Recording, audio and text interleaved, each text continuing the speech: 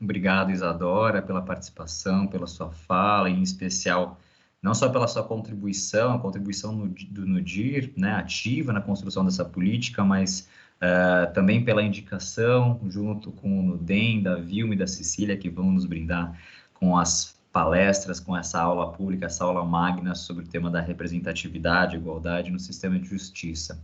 Mas antes disso, a minha ideia é apresentar para vocês e para quem nos assiste, em linhas gerais, no que consiste efetivamente a política de promoção da diversidade da escola, e aproveitar para dizer que também é com muita satisfação que a escola lança a sua conta no Instagram, e esse lançamento da conta do Instagram é marcado justamente por esse momento, por esse evento, dada a sua importância, né? E a pandemia mostrou para nós que a tecnologia ela é desvencilhável também da educação popular, embora seja um desafio para nós pensarmos a educação popular, a educação em direitos, pelas ferramentas tecnológicas, num contexto de extrema exclusão, inclusive de uma extrema exclusão digital.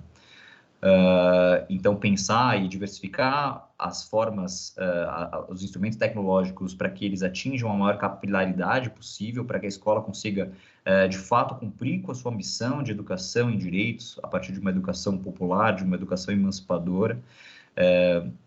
Nós, então, tentamos trazer essas novas, nos apropriar dessas novas ferramentas e repensar, ou pelo menos construir ou co-construir formas pedagógicas, formas possíveis de educação e direitos mediadas pela tecnologia.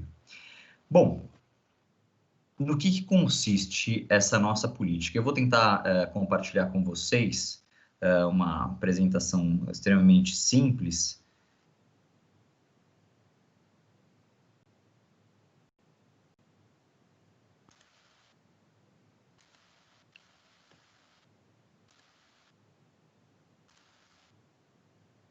Vocês conseguem enxergar? Sim. Sim. Legal. Sim. Então, a nossa política de promoção da diversidade, ela foi veiculada pelo ato da direção da escola, número 68, de 2020, publicado na semana passada no Diário Oficial. E ele vai trazer como objetivo principal o fomento e promoção da ampla diversidade de gênero e raça na composição das mesas em palestras, congressos, oficinas, seminários, organizados e apoiados pela Escola da Defensoria Pública, na linha do que todas as mulheres que me antecederam disseram, com extrema propriedade, como não poderia ser, é fundamental para a construção de um conhecimento contra-hegemônico, para a construção de uma gramática de direitos humanos que dê conta da sua diversidade inerente, que haja a maior e a mais ampla diversidade possível na produção e profusão desse conhecimento. Então, a representatividade, muito mais do que a mera participação das diversas pessoas nas mesas de abertura e como palestrantes e mediadoras dos eventos, a própria produção do conhecimento, a própria difusão da pesquisa, a própria busca pelas diversas trajetórias e pelos diversos conhecimentos. Então, esse é o objetivo principal da nossa política. Como que a gente alcança isso, né? Como que a gente pretende buscar isso? E aí, aqui, eu não posso deixar de agradecer a participação fundamental, não só dos núcleos, como nós já dissemos, mas, em especial, da nossa socióloga, da Clarissa, e da nossa pedagoga, da Érica, que compõe a sub-área de planejamento pedagógico da escola, que foram atrás, para além dos referenciais já trazidos na representação do coletivo de mulheres, para outros referenciais de políticas afirmativas em faculdades, em outras carreiras, tanto do sistema de justiça quanto fora, para que a gente buscasse, então, as formas mais qualitativas, mais qualificadas de promover a diversidade e a equidade nos eventos apoiados e organizados pela escola. E chegamos, então, em 3 indicadores, né? A partir de agora, nós preconizamos que todos os eventos passem a ter a participação de 50% de mulheres em todas as mesas de abertura e como palestrantes mediadoras. Além disso, 20% de negras, negros e indígenas, pessoas indígenas, e anualmente 1,5% de participação de pessoas transgêneras.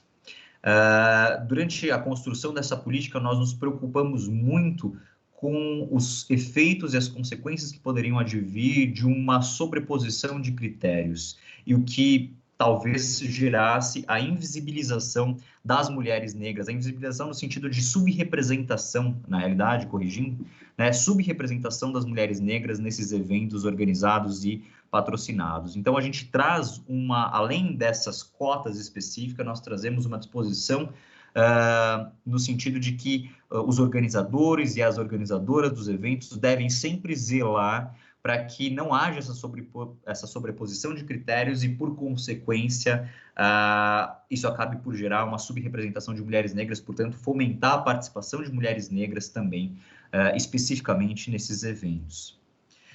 E como ferramentas para auxiliar as pessoas que pretendem organizar, ou, enfim, que tenham ali a intenção de que a escola, a EDEP, apoie algum evento de alguma forma, nós trazemos 3 instrumentos. Primeiro, as fichas de autodeclaração de gênero e raça, que vão ser preenchidas obrigatoriamente por todos os participantes, ou todos os palestrantes e todas as palestrantes dos eventos. Além disso, existe um campo em que qualquer organizador, qualquer organizadora poderá eventualmente justificar o não atendimento de um determinado critério, mas nós nos colocamos, enquanto escola, com o apoio dos núcleos especializados, à disposição para indicar nomes, indicar pessoas que possam compor as mesas, justamente para tentar buscar ao máximo o atingimento dessas metas, dessas cotas, desses critérios que nós trazemos nas políticas, né? Então, sempre que alguém pretender trazer um evento para ser organizado ou apoiado pela escola, pode contar com a escola e pode contar com os núcleos especializados para a indicação dessa composição diversificada das mesas, certo? Essas são as 3 principais ferramentas que nós trazemos para que a gente consiga atingir aquele objetivo principal. Em linhas gerais, então, essa é a nossa política, que de fato ela é bastante vanguardista. Deixa eu só ver se eu... Agora sim, parei de compartilhar.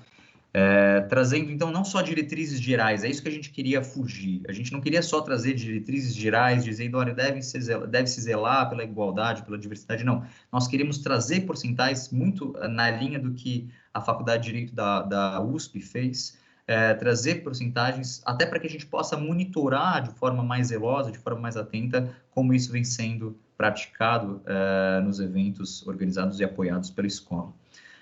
Então, a ideia é essa. Esse ato ele pode ser encontrado no próprio site da EDEP, né, dentro dos atos da direção da escola, dos atos normativos da direção da escola, e nós nos colocamos à disposição, não só através dessas ferramentas indicadas, mas para de toda e qualquer forma contribuir para a construção mais plural e mais diversificada do conhecimento. Então, finalizada essa primeira etapa e apresentada a política, essa política que nós temos a imensa satisfação de trazer, eu gostaria de convidar para a nossa aula magna, para a nossa aula pública, as palestrantes Vilma Reis, que é socióloga, professora feminista, ativista do movimento de mulheres negras do Brasil, defensora de direitos humanos e doutoranda em estudos étnicos e africanos no pós-afro da Universidade Federal da Bahia e ex-ouvidora da Defensoria Pública da Bahia. E também a Cecília Barreto de Almeida, que é mestre em Direito Constitucional e graduada pela USP, coordenadora do Grupo de Pesquisa e Estudos de Inclusão na Academia, o GPEA, e do Núcleo de Direito, Discriminação e Diversidade, DDD, vinculados à USP. Também integrante da equipe de formação do Instituto Rodrigo Mendes, IRM. É com muita satisfação, muita alegria, Vilma, Cecília, que nós as recebemos para nos brindar com com as falas, com essa aula magna, essa palestra de vocês sobre esse tema tão importante, tão fundamental, e acho que nesse momento tão tão rico para nós, que é a partir dessa política que nós pretendemos produzir e fomentar. Muito boa tarde, já começo de noite, Vilma, com a palavra.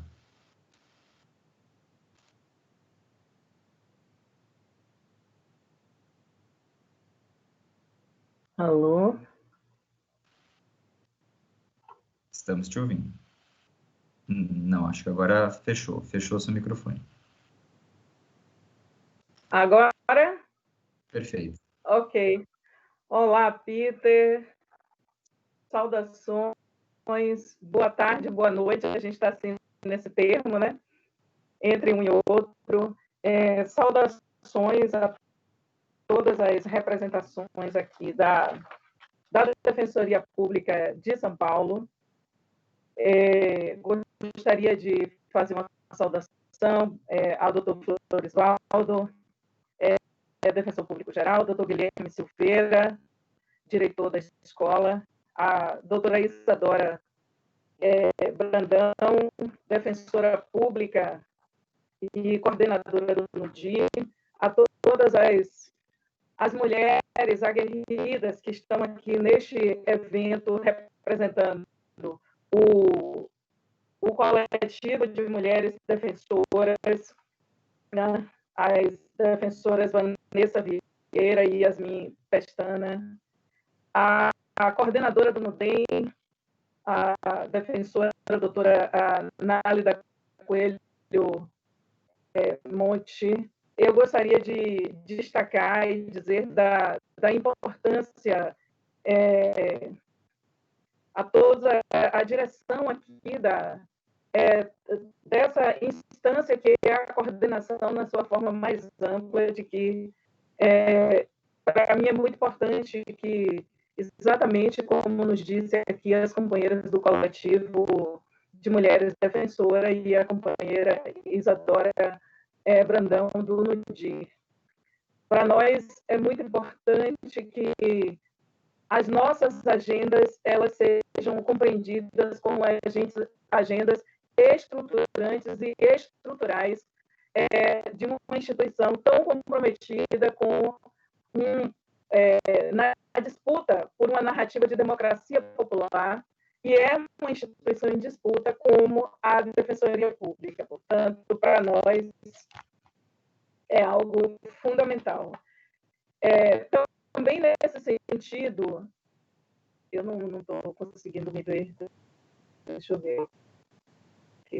Aqui. Sim. Opa. Oi, Vilma. A gente te vê, a gente te ouve. Acho que talvez o seu áudio está travando um pouquinho, não sei. Ah, é? Acho que agora melhorou. Eu posso colocar... Melhorou? Melhorou. Estava longe da minha máquina. Eu e os papéis aqui. Então, nesse sentido, para nós, é muito importante essa questão e essa agenda que a Escola Superior da Defensoria Pública de São Paulo traz hoje neste diálogo com toda a sociedade, para dentro e para fora da instituição. Isso, para a gente, é muito importante. Eu levantei aqui algumas questões que, no nosso entendimento, elas são questões muito importantes para essa movimentação e essa política intencionada, direcionada, que a escola está fazendo a partir da modificação na geopolítica dos seus eventos, né? Em todos os temas, né? Como bem destacou aqui a Vanessa Vieira, em todos os temas, né? E todas as que me antecederam, e Isadora. Nós estamos aqui para todos os temas, exatamente para alterar essa situação. Pois bem, de Durban, a terceira Conferência Mundial contra o Racismo, até aqui, portanto, de 2001 até aqui, nós estamos num enfrentamento ao racismo no Brasil, e como bem destacou aqui a companheira Nálida, para a gente é muito importante. Eu gostaria de, no dia de hoje, 30 de novembro de 2020, fazer 2 destaques que eu acho importantes na luta. O primeiro destaque é que hoje é o último dia de novembro, 3, portanto, o último dia de novembro, onde a gente celebra a consciência negra. Nós estamos nos 21 dias de ativismo no enfrentamento à violência contra as mulheres. Então, essa aliança da qual fala aqui Isadora Brandão, ela é muito importante para nós, né? Essa aliança entre aqueles que Michel Foucault, com muita sabedoria, falou que eram as lutas das margens, né? São aqueles que se tentam silenciar. Felipe e Gabriel, uma coisa que eu considero muito importante dessa iniciativa da Defensoria Pública de São Paulo é nós quebrarmos o silêncio e enfrentarmos a etiqueta racial brasileira. Tá? Se depender das elites brasileiras, essas elites das quais nos falaram Luciana Zafalon, na sua tese de doutorado, né? Que é blindar as elites e criminalizar os empobrecidos, que é tirar do jogo todos os grupos politicamente em desvantagem histórica na composição do poder.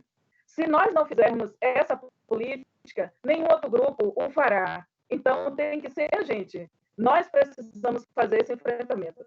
Então, eu faço esses 2 destaques. A gente está no último dia de novembro, nós estamos em pleno os dias de 21 dias, porque no Brasil a campanha começa no dia 20 de novembro, e hoje, lá na Faculdade de Direito de Ribeirão Preto, também orientada, né, por Fabiana Severi, né, que fez essa pérola para nós há 2 anos atrás, né, Lei Maria da Penha, o projeto jurídico feminista brasileiro.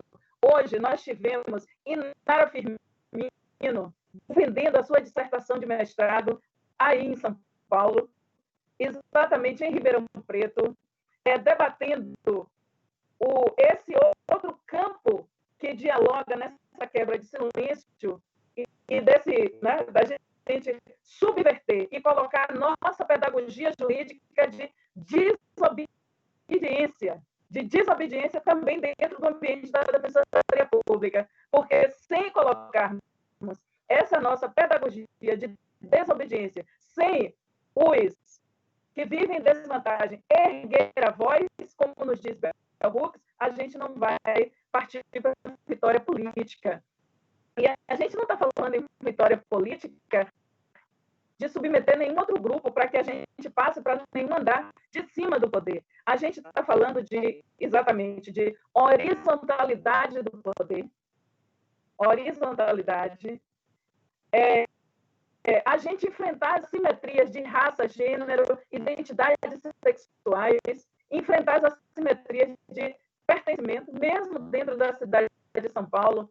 Se você está lá no Jardim Ângela, não é a mesma coisa que está na Rua 24 de Maio. Né? Não é o mesmo que estar na República, não é o mesmo que estar... Eu nem vou falar de Higienópolis dos Jardins, né? Mas não é o mesmo que estar no centro de São Paulo. Então, a gente enfrentar as assimetrias, fazer com que o nosso povo compreenda que a defensoria é sua. Né? E para essa compreensão mais ampla da sociedade, é fundamental que nosso povo efetivamente se enxergue nessa instituição. Né? Que o nosso povo, ao olhar a composição das mesas, ao olhar como a gente posiciona os eventos, como a gente reparte os recursos da instituição, a importância que a gestão dá para essa pauta, para nós, é fundamental. Então, essa é uma mensagem que a gente manda para a sociedade, inclusive na produção dos cartazes da instituição, na montagem do mural da instituição, na presença dos vários sujeitos com poder na instituição. Portanto, a gente está falando de um enfrentamento na partilha do poder que passa por exatamente nós, ao mexermos no desenho das mesas, dos eventos, de quem tem o poder de fala pela instituição, quem vai falar, convidada pela instituição, mobilizada pela instituição, de dentro e de fora, né? Aí a gente reposiciona esse erguer a voz, falar como negras, falar como feministas, falar como LGBTQI+, falar como quem vem do interior. Eu fui na DPE de São Paulo, em Araraquara, né? Num fórum em que debatia os direitos das comunidades de terreiro. Fiquei muito impactada com o trabalho que alguns companheiros e companheiras estavam fazendo ali naquele momento, em 2000. Era 25 de novembro de 2017. Fiquei muito impactada com... E a crença, isso que o CNJ levantou em 2014, né, que para a gente é tão importante, porque aqui, no limite, nós vamos entrar numa outra agenda. Isadora, Felipe, Nálida, Yasmin, todas as nossas companheiras que já falaram, nosso coordenador aqui da Escola Superior, né? Nós, quando estamos falando, é verdade, Vanessa, quando nós estamos falando, a gente está exatamente aqui fazendo também enfrentamento na partilha do poder. E nós queremos falar de tudo.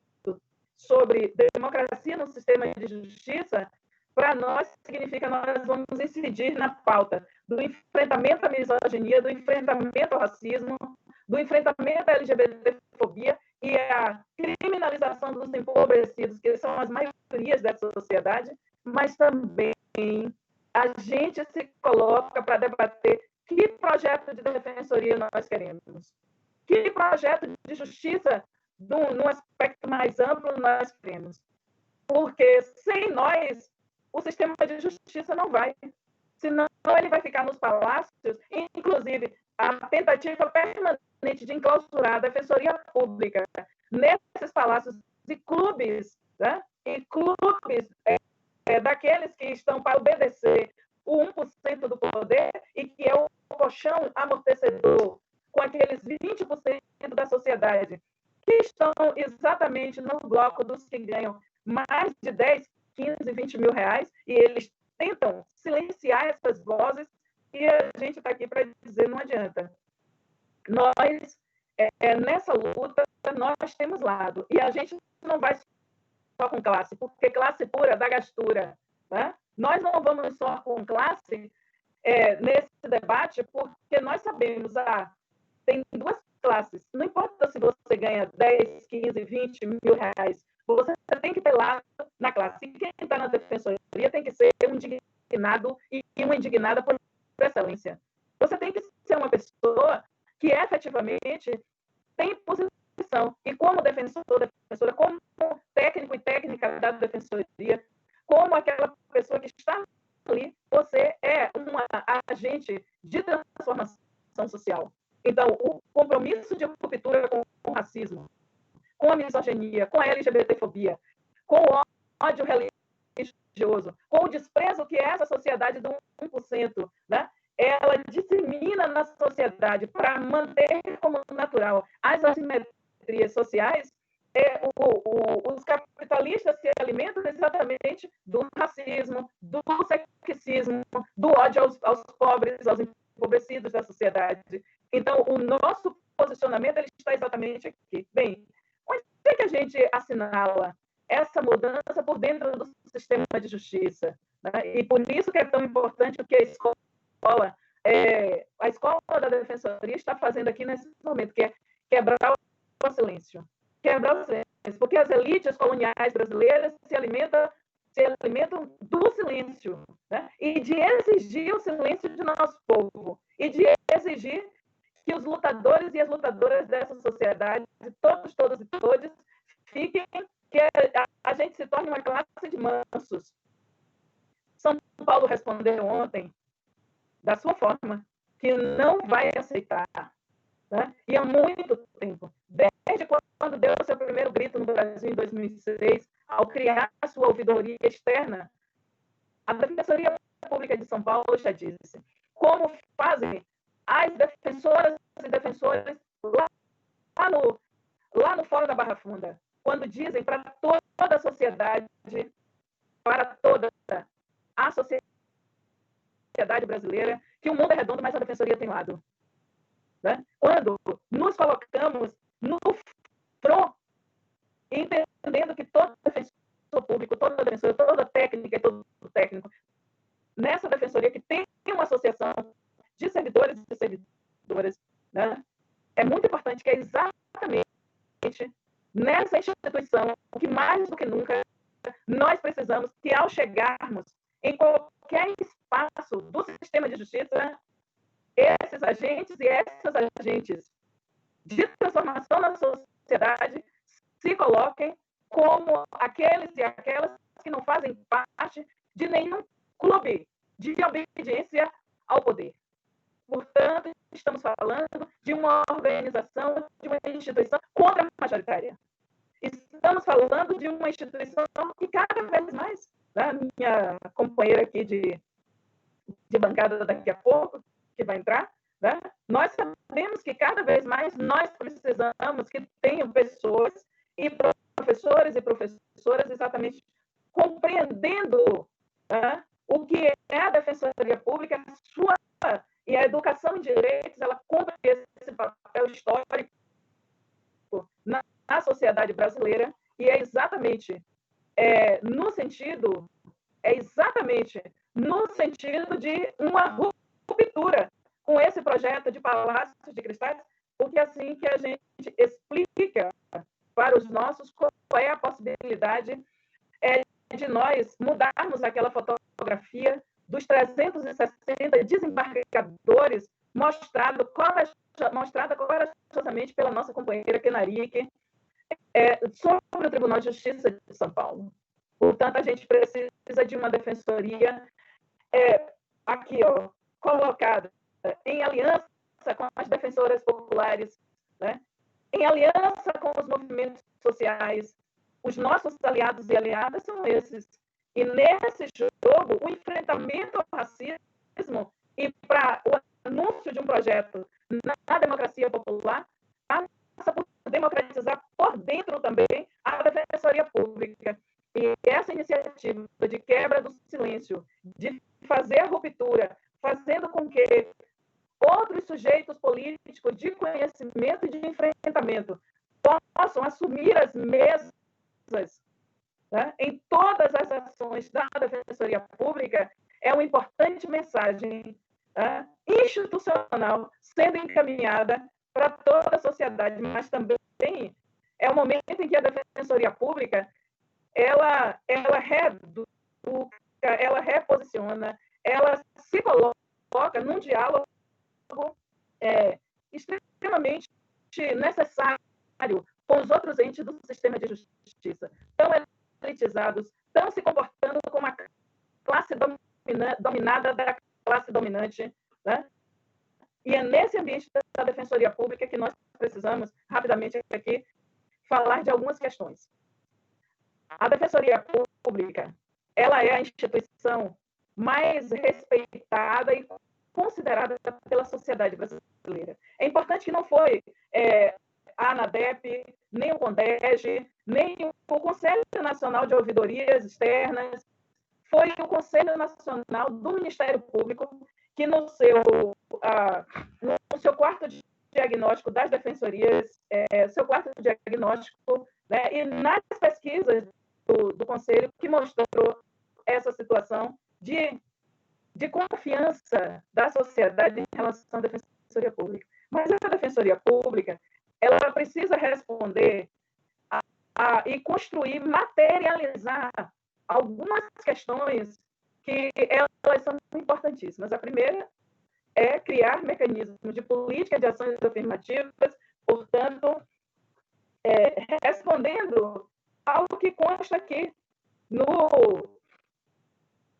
parecer do Lewandowski, porque eu marcava que lá em 2001 nós erguemos um outro projeto de sociedade brasileira, que foi exatamente a terceira Conferência Mundial contra o Racismo, mas o Brasil ainda muito leniente muito apegado às suas tradições coloniais, o Brasil ainda com profunda dificuldade para tratar dessa agenda. Pois bem, nós seguimos e nós chegamos e lutamos para enegrecer as instituições brasileiras, para que na fotografia do poder, como bem falaram aqui as companheiras do coletivo de mulheres defensoras, e como bem contou aqui a companheira Isadora e outras que aqui falaram, nós estamos falando de preparar um ambiente em que a presença negra e a presença das mulheres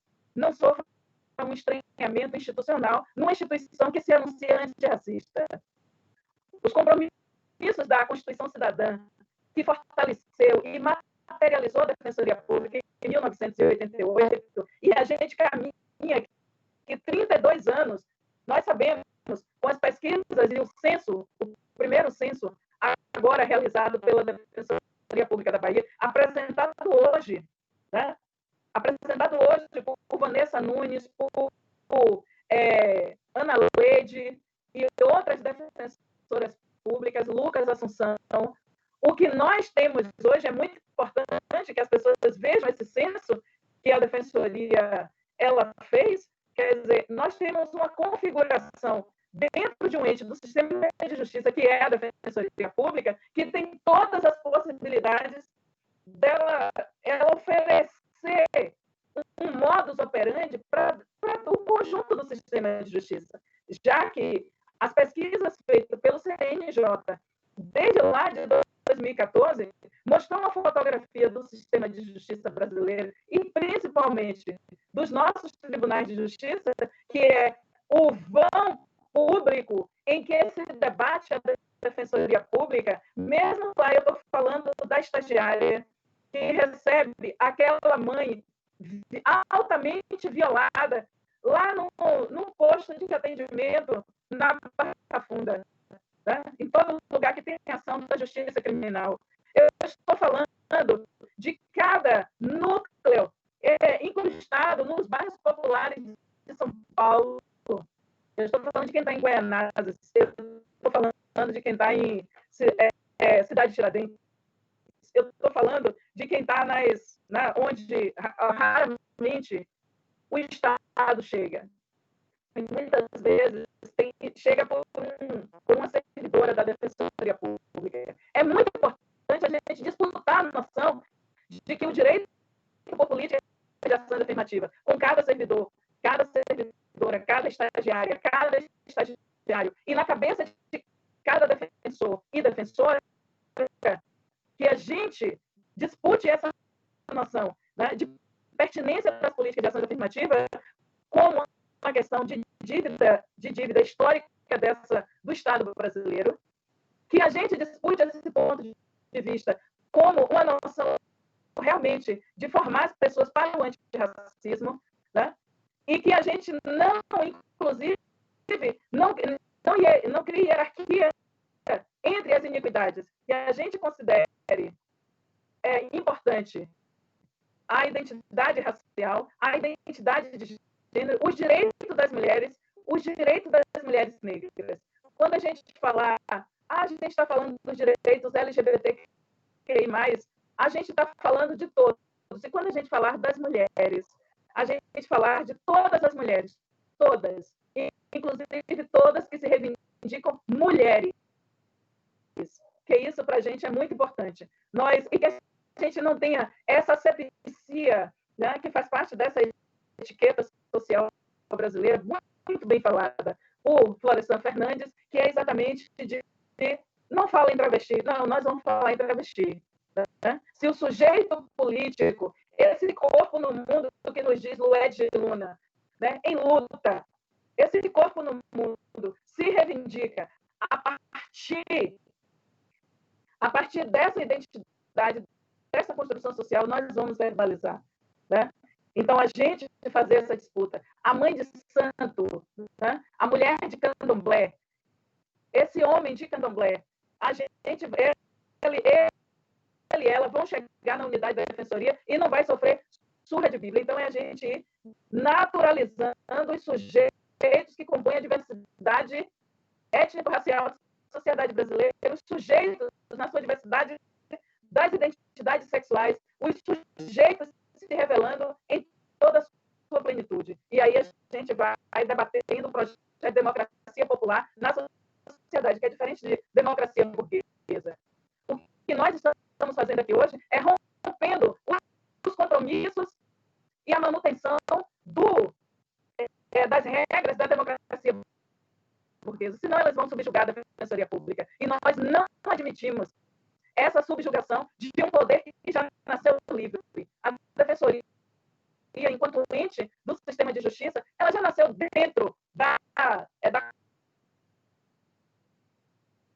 Constituição de 88. Portanto, nós precisamos aprofundar. E dentro desse compromisso, quando a gente olha que a gente tem lá nos TJs do universo 18 mil juízes e juízas, nós temos 2,1% de negros e negras. Quando a gente olha também para o ambiente da Defensoria Pública, muitos que vieram e que optaram em ser defensores, ali na virada da Constituição Cidadã, em 88 para cá, né? E tem defensorias que nem sequer conseguiram depois fazer concurso. Né? Então, nós temos uma composição do poder que ainda é muito senhorial, é muito de querer a obediência dos negros e das negras, é muito de entregar o papel de cuidar da raça para os negros e as negras, de cuidar do enfrentamento à misoginia e aos horrores do patriarcado, entrega para as mulheres, a gente não aceita. Né? Essa é a tarefa de todos e todos dentro do sistema da Defensoria Pública, porque é assim que todas e todos se reposiciona dentro dessa importante ação política que é a Defensoria Pública. E nesse nosso pacote, né, de desobediências coloniais, também é importante a gente dizer que... Eu quero ir para o meu outro papel aqui. Essa é uma defensoria... Alô? Essa defensoria no seu papel de formação e de fortalecer as agendas de democracia popular. Como nos diz e nos desafia a Tânia Palma, uma pergunta: para quem é a Defensoria Pública? A Defensoria, perto e ao lado do povo, as agendas do desencarceramento, elas precisam estar na ponta da língua. Né? Então, assim como o nosso enfrentamento a horrores que estão na República Brasileira, como a PEC 95, que desmontou o mínimo do que nós tínhamos. Né? Então, nós, no momento em que esses sujeitos de conhecimento e de fala pública assumem as mesas, assumem os debates todos na Defensoria Pública. Né? Se a gente for debater hipossuficiência ou o que for, a gente precisa de todos os sujeitos. Se a gente vai debater a lei orgânica da Defensoria Pública, a gente precisa de todos os sujeitos. Se a gente vai debater a reforma tributária, a gente precisa de todos os sujeitos. Porque fica a pergunta: para quem é a Defensoria Pública? Se não, para essas maiorias, né, cujas as botas estão em Minneapolis e elas também estão aqui, estão no nosso pescoço. Está no pescoço da lésbica, da bicha preta da periferia, e está no pescoço daquela mulher que muitas vezes, por falta de educação política, você ainda tem defensor mandando mulher calar a boca na audiência, né, que vai fazer o melhor acordo da vida dela. Ela tem que ter direito de falar. Foi isso que a gente aprendeu com a Arlanza lá nas rodadas da DPE do Rio. É isso que a gente aprende com o Firmino Venâncio nas rodadas da DPE da Bahia. É isso que a gente aprende no contexto do embate. Na sala de audiência de custódia, esse defensor que está na criminalidade tem que ser formado todo dia, porque a tarefa de se rebelar não pode ser exclusivamente de quem está no DI. Né? Essa tarefa é de todo o conjunto de defensores públicos. E a gente está falando de uma das maiores defensorias do país. né, em que pese todas as contradições que estão colocadas e que tem a ver com a distribuição do orçamento da Defensoria Pública, que é um outro momento que a gente precisa também de todos esses outros sujeitos políticos, né? Mulher negra, comunidade LGBTQI+, em suas representações. Nós precisamos das feministas, ainda no ambiente da Defensoria Pública, ainda encontramos profundas contradições. Né? As companheiras que estão aqui, nós estávamos nos 10 anos do NUDEM em São Paulo, né? E as contradições todas que ainda estão colocadas. Então, nós precisamos, é aqui nesse processo de elaboração, formando. O defensor está lá, ele vai debater orçamento, bota as feministas, queridos, na mesa, né? As de dentro e as de fora. Bota a feminista negra, né? Bota a LGBT lá da periferia, na hora de pensar política de diversidade dentro da instituição, né? Porque senão a gente não se encontra, e quando a gente não se encontra, gestor e gestora da defensoria que ouve os movimentos sociais erra menos, né? E isso para nós é muito importante. E você ouvir de vários lados, você tem movimentos que estão mais no extrato acadêmico da classe média, e você tem movimentos que às vezes nem estão organizados, e às vezes é no contato com a defensoria e nesse lugar de construção de fala que esses movimentos vão se encontrar. A gente viveu isso aqui na construção da agenda do enfrentamento ao feminicídio na Bahia. E agora, no último dia 27, na quinta-feira, na última sexta-feira, a gente conseguiu, na Bahia, lançar um GTFEM, né? De um movimento que nasceu ali. O movimento das mulheres em sofrimento mental, né, estava fora, estava na rua. Né? Você tinha as mulheres ali. Na hora que a gente acolheu, então tem que ter um lugar também aberto, livre, né, que não é tão burocrático, que é para também esses movimentos terem a defensoria como ponto de referência. No meu entendimento, é a escola da Defensoria Pública. Esse é o lugar. Né? Além de, claro, se você ter toda essa mediação com a ouvidoria externa, e defensor que está posicionado politicamente, defensora não tem medo de ouvidoria externa. Né? E a gente também no exercício político, formando o nosso povo, né, para uma posição de quebra com a burguesia. Nossa aliança não é com a burguesia. Nosso lado é para cá, é com o povo, é com a periferia, é com os que estão destituídos. Nós temos que mexer com essa capacidade nossa de indignação. Portanto, a questão central para nós, né, os grandes temas que enfrentamos se pautam neste caminho. Tanto na questão de superar o encarceramento, a violência endêmica contra as mulheres, a violência pandêmica contra a juventude negra, a violência contra as comunidades quilombolas, contra os terreiros, as comunidades indígenas, as comunidades LGBT.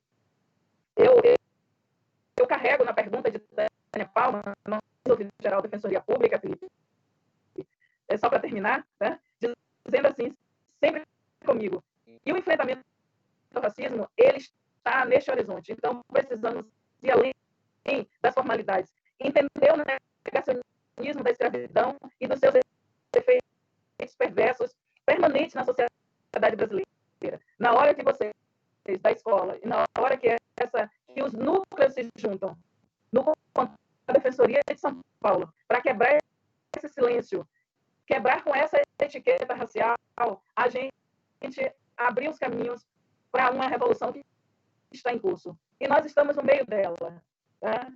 Então, para nós, na hora que a gente quebra essa etiqueta, a mãe que está desesperada no fórum criminal, ela olha para a gente entende tanta coisa quando ela olha, né? Quando ela sente que ali se estabeleceu e que é possível a aliança. Não é aliança para você pagar a passagem dela, não é nada disso, não.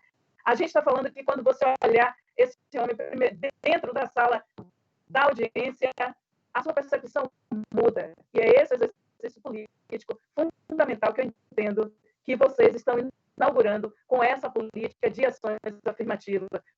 Vida longa e que a gente tenha força também para o instrumento do concurso a gente ampliar também a presença negra e a presença dos outros sujeitos políticos para a gente fortalecer. Nós queremos ver as feministas, nós queremos ver o povo negro, nós queremos ver os LGBTQI+, no topo da instituição Defensoria Pública. E a gente quer isso para dividir o poder com aqueles que estão no topo há muito tempo. A gente precisa dividir o poder. E essas fotografias nas mesas da Defensoria, ela manda importante mensagem para a sociedade. Obrigada. Muito obrigada por esse momento da gente ir reelaborando nossas questões. Felipe.